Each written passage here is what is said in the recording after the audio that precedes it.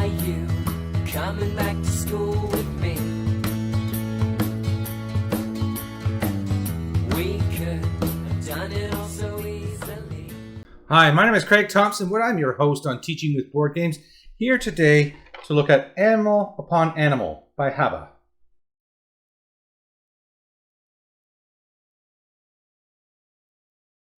Animal Upon Animal is a dexterity game for young kids up to adults. I find that this game is fun even when I do play it with Tiffany, my granddaughter. This is her favorite game, actually. It's anytime she's coming over, it's one that she asks to play. Well, I've got quite a bit of experience with this one. Let's take it to the report card and I'll tell you what I think.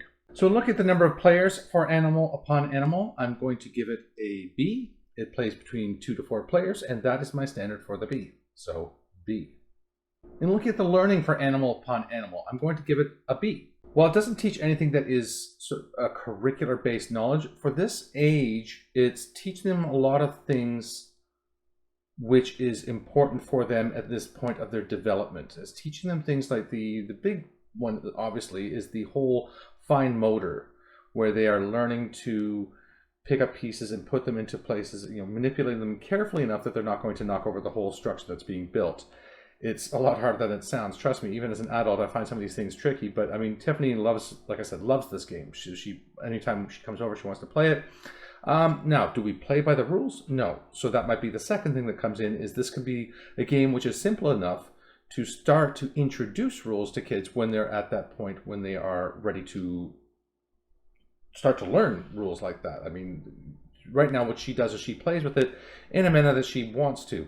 Her favorite thing actually is, if you look at the back of the box here, you see this picture here with these kids playing, and her favorite thing is to recreate this scene. She wants to always just get the proper animals and put them in the proper places and have them in the right positions to recreate this. That's what she loves to do. Or just build her own things, whatever. But this is something she's done a number of times, is try to recreate this scene here. And so that's, how they choose to play with it is up to them. But like I said, learning the rules and being prepared to learn rules to a game, actually learn that there is a structure to the game, is something which Tiffany isn't quite ready for yet, but is hopefully something she will be soon. So that'd be another thing that they're learning.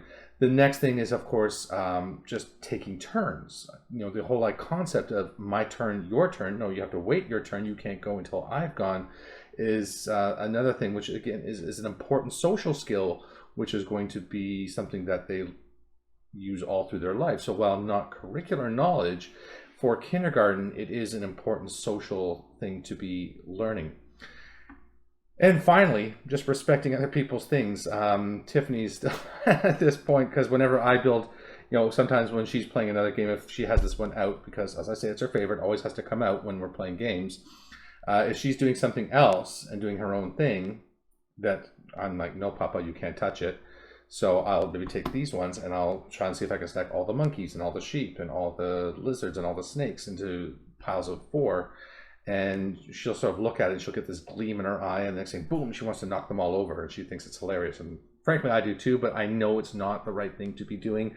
And respecting other people's properties is something I've recently started doing, telling her, no, you can't do that, because she does this in kindergarten, then it's not going to be very good for her to making friends and just not be getting in trouble because she's knocking over people's things, which is not funny for them. I mean, it was for me, but for a lot of people, it's not going to be. So learning those kinds of skills, again, social skills, so a lot of social skills coming out in a game like this, which you may not sort of see on a surface level, but they are there.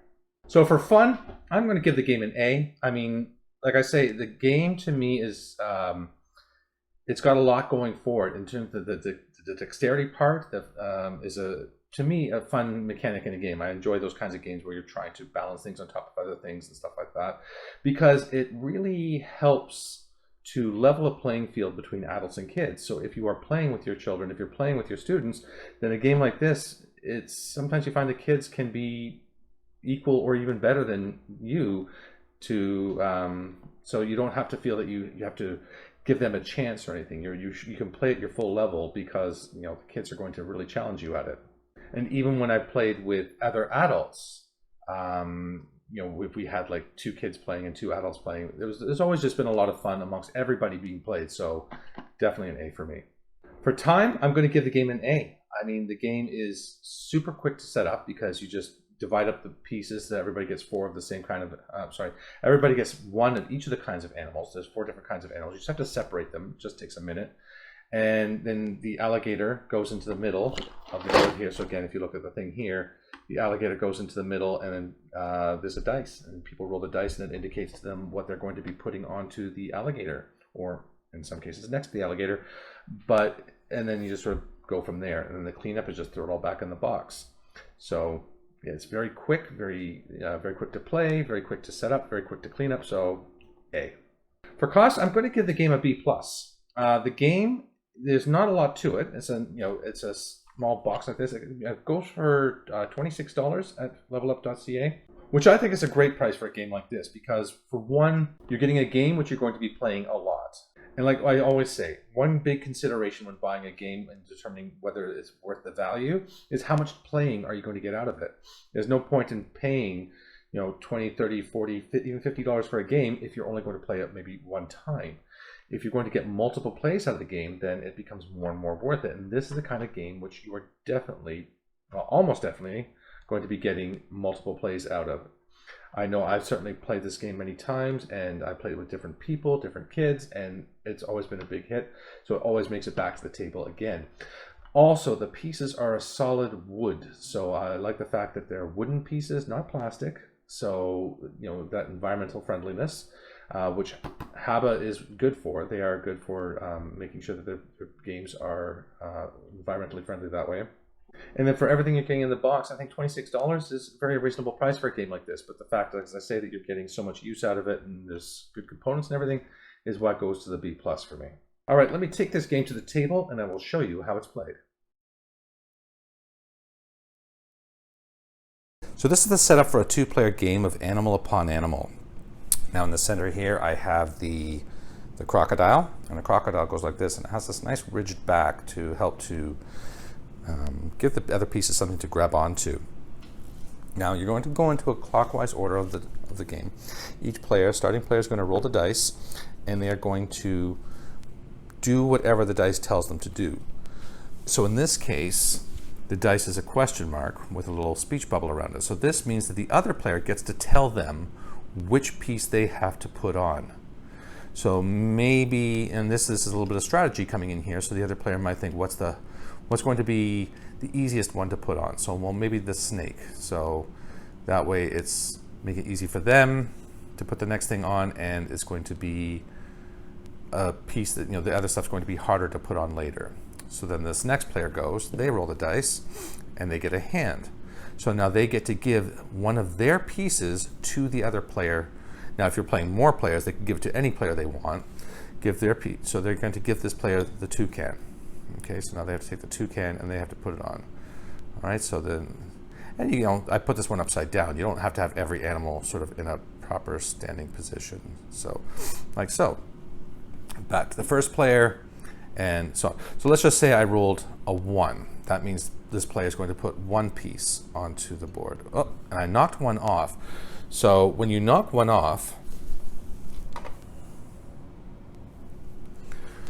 there's different rules for what happens for how much falls off. In the case of 1 or 2 pieces falling off, it comes back to the player. Okay, so now this player gets this toucan. They now have to put that one back on. The idea is to be getting rid of all of your pieces. So back to this player. So let's just say that they rolled the 2. So they have to put 2 pieces onto it. So they can go 1, maybe they have to put a second one, so they're going to make it a little easier for themselves. 1 and 2, like so. All right, and then let's just get another angle on it here, a little easier for you to see.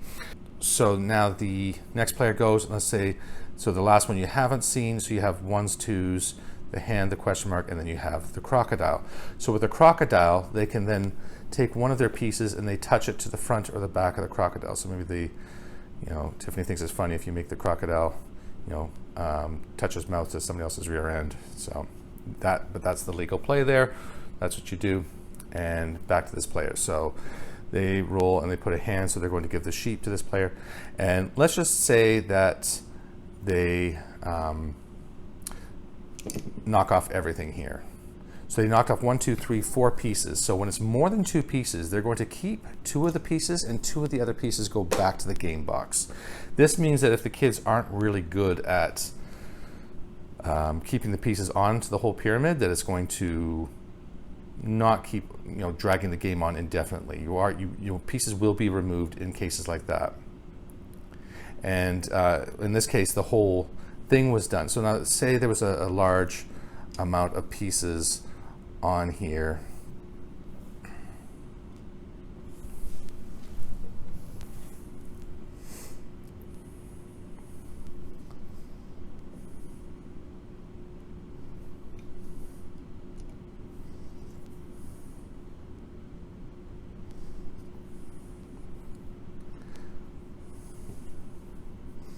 So you see how this can get a little bit tricky.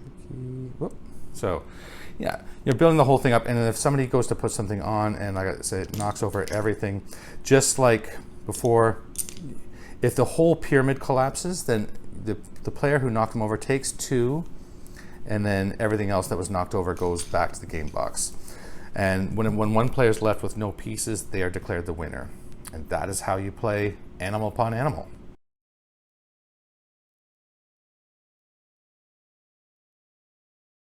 So Animal Upon Animal. This is actually the first edition of the game. There's actually 2 more editions out there that I'm currently aware of. There may be more that I'm not aware of, but the other editions are dinosaurs and unicorns. So if you have dinosaur fans in your home or you have unicorn fans in your home, then these are other great choices.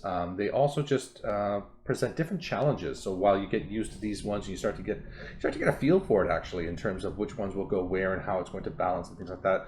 Suddenly, I actually have the unicorn edition that Tiffany really loves unicorns, so I got the unicorn edition for her.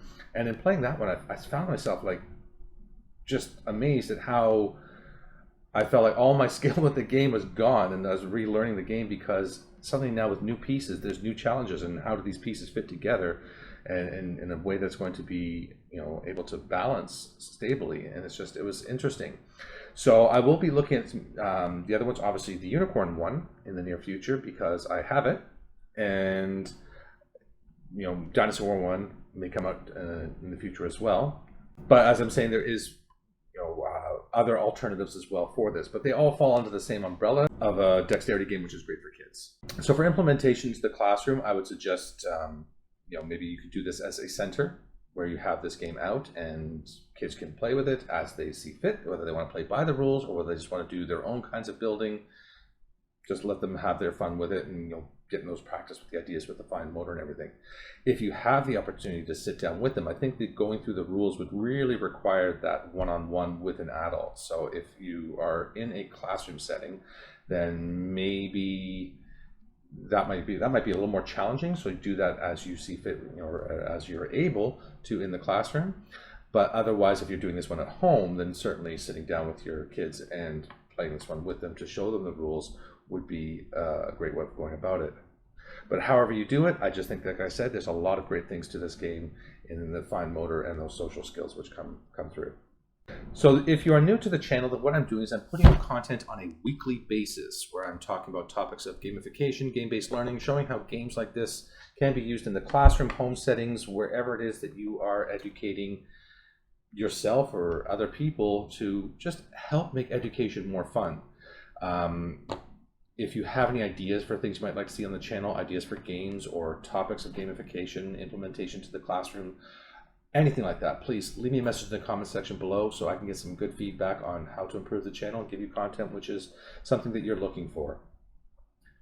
If this all sounds good to you, then do please remember to hit like and subscribe down below, even a little bell icon to remind you of when the content is coming out, which, like I said, is on a weekly basis, sometimes even more frequently than that.